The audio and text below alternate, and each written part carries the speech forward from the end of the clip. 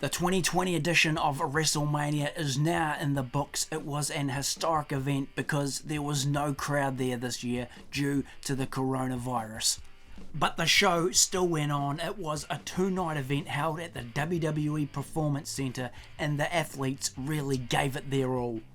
There were some huge moments and major milestones made at Wrestlemania 36, so let's go check them out now.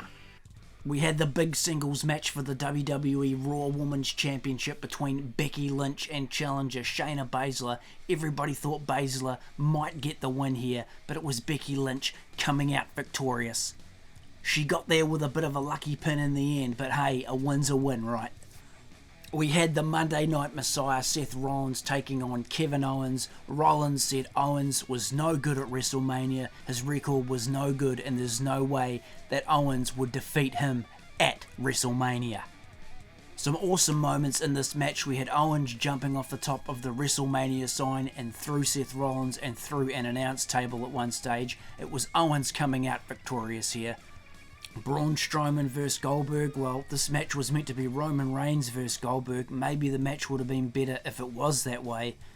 I don't know if this was a standout moment. In fact, I know it wasn't. It wasn't much of a match, really. Couple of spears, couple of big slams, and that was it. Braun Strowman, your new WWE Universal Champion. I said it once and I'll say it again. They never needed Goldberg to defeat The Fiend and become Universal Champion. Never needed to happen, but anyway, don't know why they did that. Talk about booking yourself into a corner.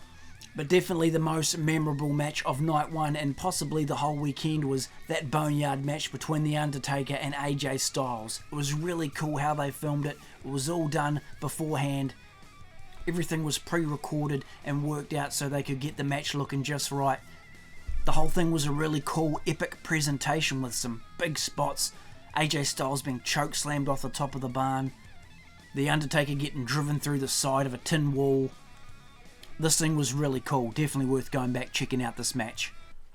And as we head over to night two, it was the much talked about Charlotte Flair taking on NXT's Rhea Ripley, but it was Charlotte Flair who came out on top in this match. Otis defeated Dolph Ziggler and got to have his big moment with Mandy in the end.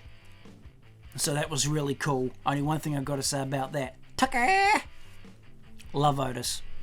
And in another match, which was perhaps the standout of the entire weekend as well, it was Edge defeating Randy Orton in one epic last man standing match. This match had it all. They went everywhere. Edge performed so well and took so many hard bumps in this match considering the injury that he had. One awesome match. Then, in quite possibly what was one of the most strangest matches in WWE history, we had The Fiend Bray Wyatt defeating John Cena in their Firefly Funhouse match. Go back and watch this one. This one's crazy. And of course the big match that topped the whole WrestleMania weekend off, it was Drew McIntyre defeating Brock Lesnar, and he became the WWE Champion for the very first time in his career, so a big milestone made there for Drew McIntyre.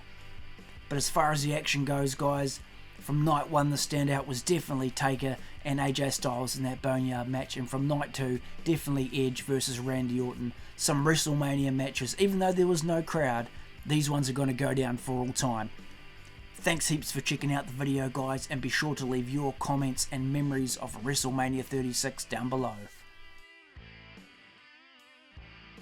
Tucker!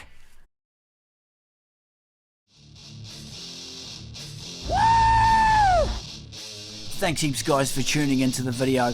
Be sure to drop a scorpion death drop on that like button and subscribe to the channel for more awesome pro wrestling action from the WWE, the WCW and much more.